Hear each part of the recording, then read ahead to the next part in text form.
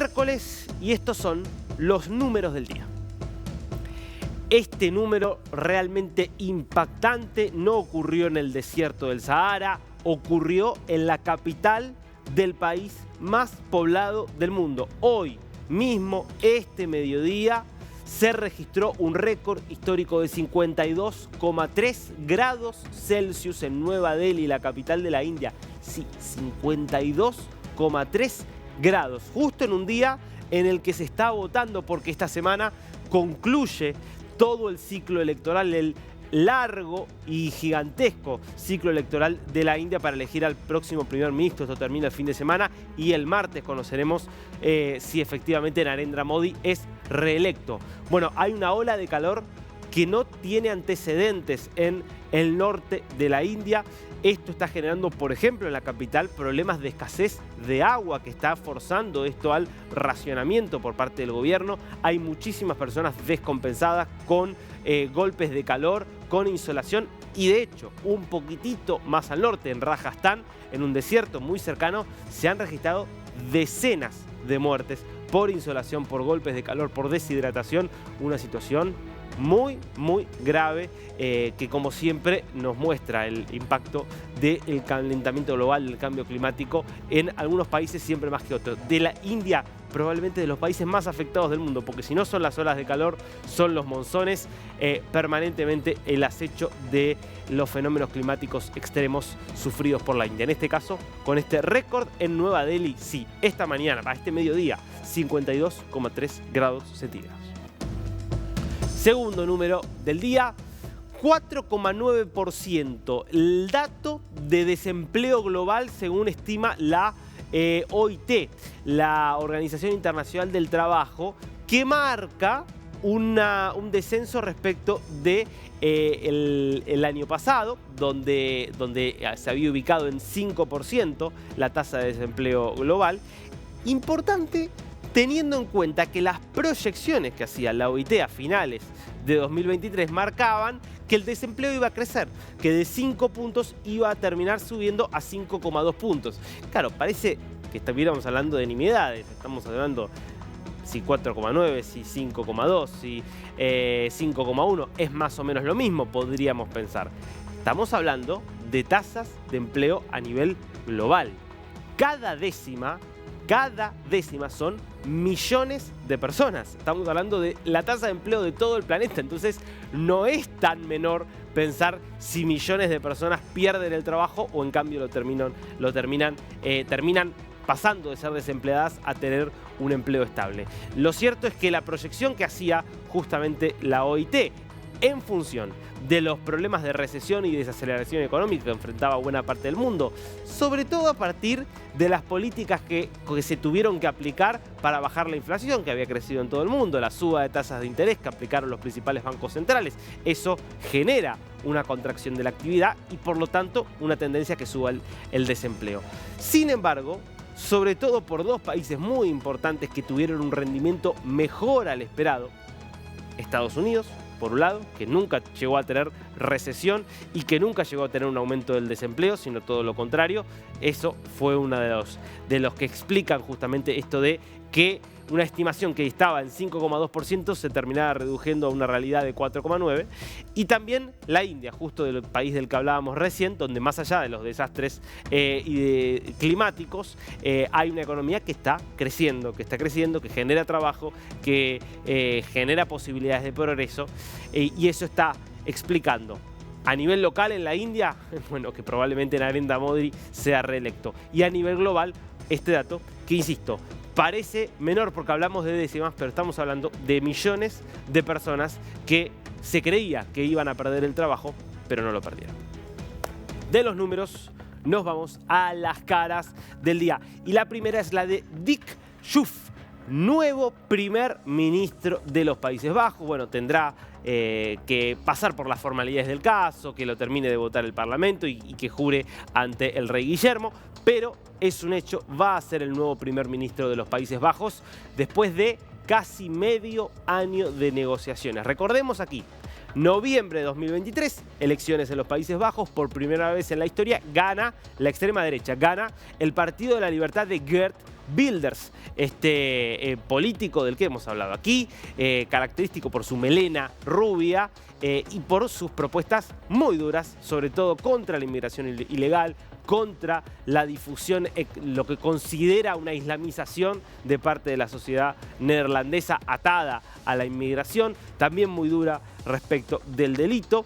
Bueno, él había ganado, pero es, recordemos, sistema parlamentario. Si en un sistema parlamentario no tenés la mayoría, no podés gobernar, no podés nunca llegar a ser electo primer ministro.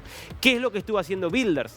Negociando con otros partidos que van del centro a la derecha, bastante más moderados, que tienen algunas coincidencias pero que no van tan lejos, para ver si se podía formar gobierno.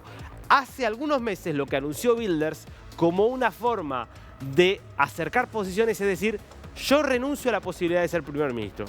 Mi partido ganó las elecciones, pero como sé que soy una figura que genera mucha división, yo no quiero ser primer ministro.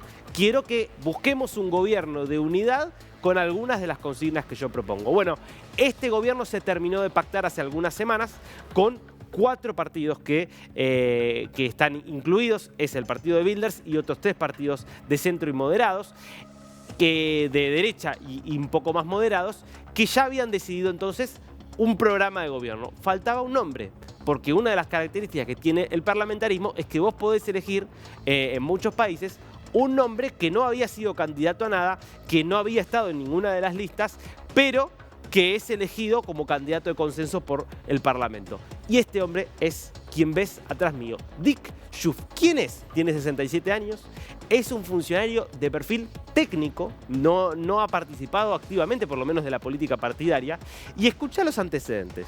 Fue jefe del servicio de inteligencia de los Países Bajos durante bastante tiempo, fue jefe de la lucha contra, de la dirección antiterrorista también de los Países Bajos, estuvo también a cargo de la dirección de migración. Bueno, está claro.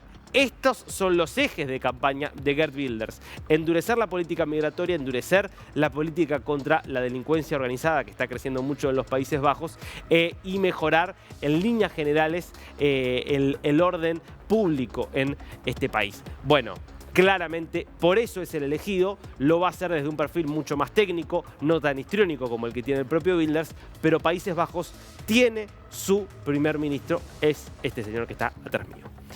Segundo rostro del día nos lleva a Manhattan, a Nueva York, Robert De Niro. ¿Qué podemos decir de Robert De Niro? No necesita presentación, de los actores seguramente más importantes, más trascendentes de la historia del cine. Y es un neoyorquino puro, que estuvo ayer en Manhattan frente a el tribunal donde está siendo juzgado Donald Trump. Ayer fueron los alegatos finales. Ahora te cuento, esto es noticia de último momento, comenzó a deliberar el jurado. Ya en este momento está deliberando el jurado. Bueno, ayer cuando estaban siendo los alegatos, hubo una gran movilización donde había seguidores de Trump y donde había seguidores de Biden en contra de Trump. Yo quiero que escuches las palabras, el nivel de, podríamos decir, de la escenificación de un apocalipsis que planteó Robert De Niro en caso de que Trump no sea condenado y que además gane las elecciones. Mira. I owe this city a lot. And that's why it's so weird that Donald Trump is just across the street. Because he doesn't belong in my city. I don't know where he belongs, but he certainly doesn't belong here. We New Yorkers used to tolerate him when he was just another grubby real estate hustler masquerading as a big shot. A two-bit playboy lying his way into the tabloids, pretending to be a spokesperson for himself. He was calling it as himself for himself, to fool the press into inflating his net worth. A clown. But this city is pretty accommodating. We make room for clowns. We have them all over the city. People who do crazy things in the street, we tolerate it. It's part of the city, it's part of the culture.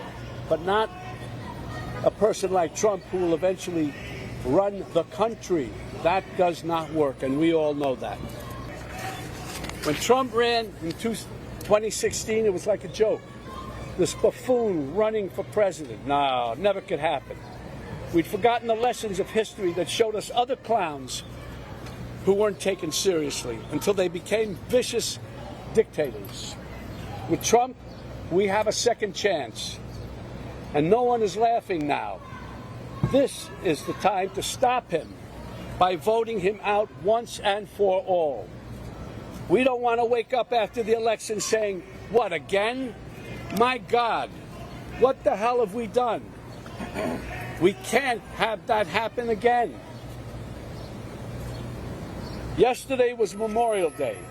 It's a good time to reflect on how Americans fought and died so that we may enjoy the freedoms guaranteed to us by a democratic government. A government that, as President Lincoln said, of the people, by the people, for the people, shall not perish from the earth.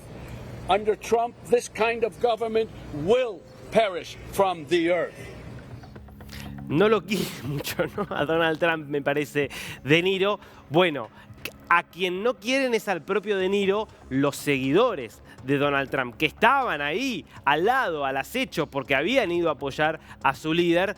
Bueno, esto no terminó del todo bien, porque cuando culminaba el discurso de De Niro, se acercaron los seguidores trumpistas y hubo empujones y momentos de tensión. Mirá cómo terminó. Democrats, you are gangsters. You are gangsters. You're washed up. Fuck you. You're a little punk. You're a softie. You're a nobody. Your movies suck. You're trash. You're trash. You're